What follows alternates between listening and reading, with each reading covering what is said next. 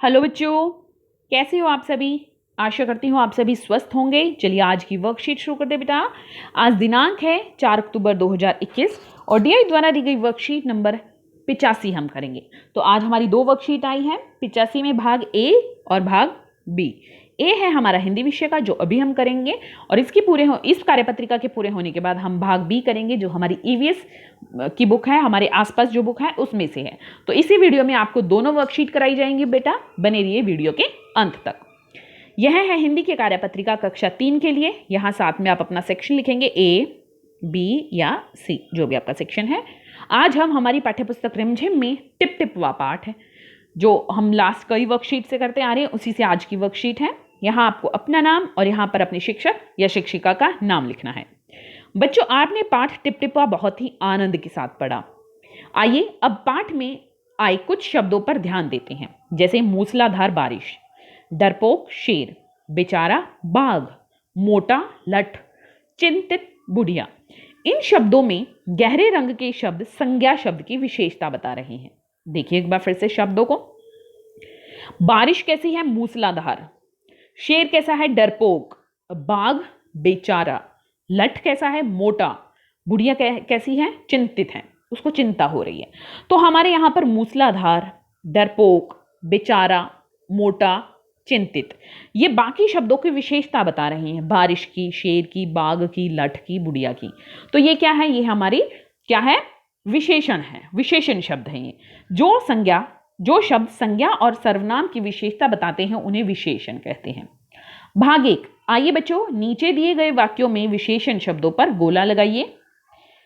भाग एक। बाग में सुंदर फूल खिले हुए हैं। फूल कैसे खिले हुए हैं?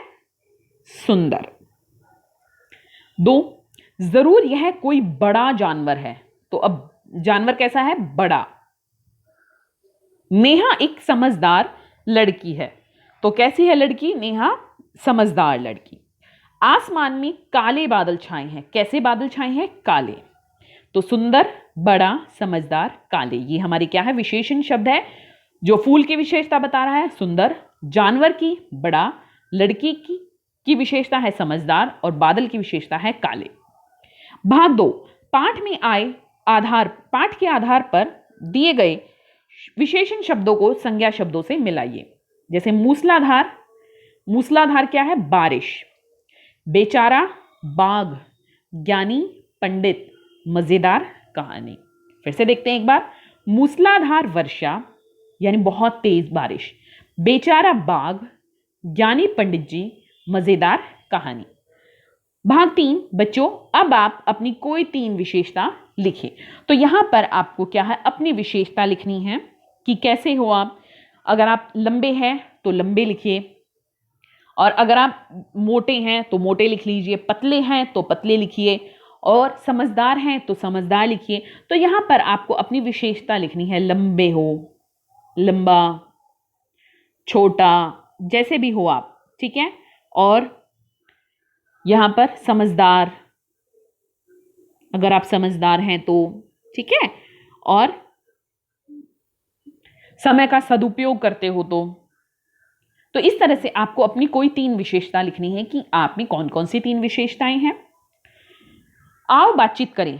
प्यारे बच्चों, साथ में दिए गए चित्र को ध्यान से देखिए। आपको क्या लगता है चित्र में दिख रही लड़की आईने में अपने आप को देखकर क्या बातें कर रही होगी? अनुमान लगाकर उनके संवाद या बातचीत को जोर जोर से बोलिए और अपनी कॉपी में लिखिए। तो यहां पर देखो, ये लड़की क्या है? आईने के सामने बैठी है और अपनी गालों पर हाथ लगाई हुई है। तो यहाँ पर क्या ये अपने आप से बातचीत कर सकती है कि मेरे गाल कितने मुलायम हैं आज, या मेरे गाल कितने सुंदर लग रहे हैं, कितने सुंदर हैं मेरे गाल, या और मेरे बाल भी कितने खूबसूरत हैं, कितने सुंदर बाल हैं। तो इस तरह से आप इसकी बातचीत बना सकते हैं। अगर आपको कोई और बात समझ में आ रही है कि ये क्या बात कर सकती है, तो आप वो भी अपनी कॉपी में लिख सकते हैं।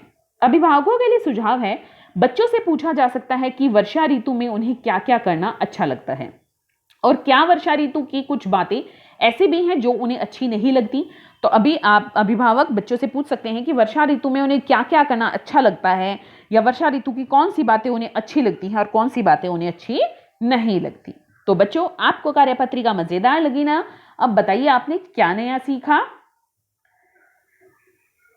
आज का कोविड का मैसेज है, अपने हाथों को साबुन और पानी से नियमित रूप से धोएं, तभी हम कोरोना से बच सकते हैं। आज की हिंदी की वर्कशीट यहीं पर खत्म होती है बेटा। अब देखिए ईवीएस की वर्कशीट, ये है हमारी ईवीएस की worksheet 85B। EVS worksheet class 3, यहाँ आपको अपना नेम और यहाँ अपनी टीचर का नेम फिल करना है। प्यारे बच्चों, क्या आप जानते हैं कि जिस शहर में हम रहते हैं वह इतना मशहूर क्यों है? पूरे भारत में दिल्ली आकर्षण का केंद्र है। भारत की राजधानी होने के साथ साथ हमारी दिल्ली अपनी विभिन्नताओं से सबको अपनी ओर आकर्षित करती है, जैसे यहाँ का खान पान, बाजार, जीवन शैली, त्योहार इत्यादि। तो आइए बच्चों, आज दिल्ली यानी दिल्ली की सैर करते हैं और अपनी दिल्ली की विशेषताओं के बारे में जानते हैं। पहला भाग है हमारा दिल्ली की खासियत को जानने के लिए। आइए पढ़ते हैं गीता का दिल्ली दर्शन। गीता आज बहुत खुश है क्योंकि आज उसके मामा जी उसे दिल्ली दर्शन पर ले जा रहे हैं। सबसे पहले गीता ने अपना सफर मेट्रो से शुरू किया। मेट्रो में सफर करने में उसे बहुत मजा आया। मेट्रो को एक नदी के ऊपर से जाते देख गीता ने अपने मामा जी से पूछा, ये कौन सी नदी है? मामा जी ने उसे बताया कि इस नदी का नाम यमुना है। गीता ने दिल्ली दर्शन इंडिया गेट से शुरू किया, जहां उसने इंडिया गेट से लेकर राष्ट्रपति भवन तक का भ्रमण किया।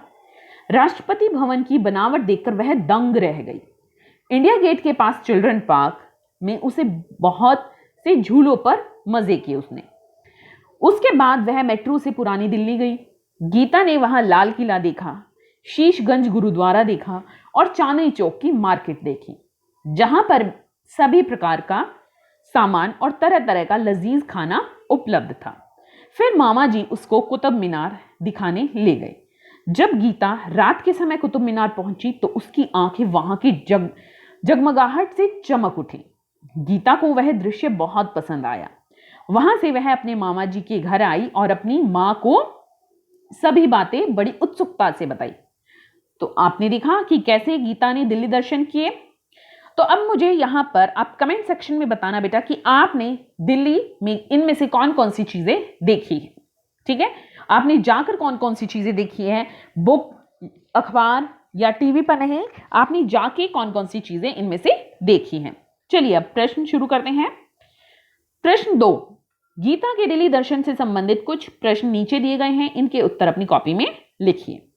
पहला प्रश्न है, गीता ने दिल्ली दर्शन कहां से शुरू किया?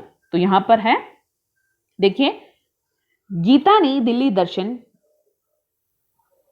इंडिया गेट से शुरू किया। तो इसमें से भी ले सकते हैं हम। पहला, गीता ने दिल्ली दर्शन इंडिया गेट से शुरू किया। प्रश्न 1 का उत्तर है ये। दूसरा प्रश्न, गीता को किस में सफर करके बहुत मजा आया? तो गीता को मेट्रो में सफर करने में बहुत मजा आया। तो प्रश्न में से ले सकते हैं हम, गीता को पूरा हटाकर मेट्रो में सफर करने में बहुत मजा आया। उत्तर 2, गीता को प्रश्न में से लेकर गीता को मेट्रो में सफर करने में बहुत मजा आया, यह है उत्तर 2। तीसरा प्रश्न, गीता ने कौन सी नदी देखी? तो गीता ने कौन सी की जगह क्या आएगा? यमुना। यह है प्रश्न 3 का उत्तर। गीता ने यमुना नदी देखी। कौन सी की जगह आप यमुना लिखेंगे? गीता ने यमुना नदी देखी। प्रश्न 4, गीता ने कौन कौन से स्मारक देखे? तो गीता ने कौन कौन से स्मारक देखे? देखिए, एक तो यहां दूसरे रंग से बता देती हूं मैं बेटा आपको।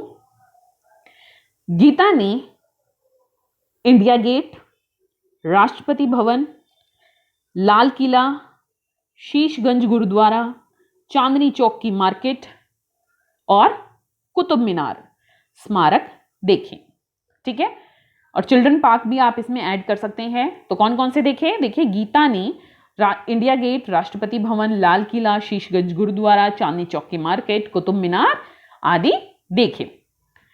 प्रश्न 5, आपको दिल्ली में कौन सी जगह पसंद है और क्यों?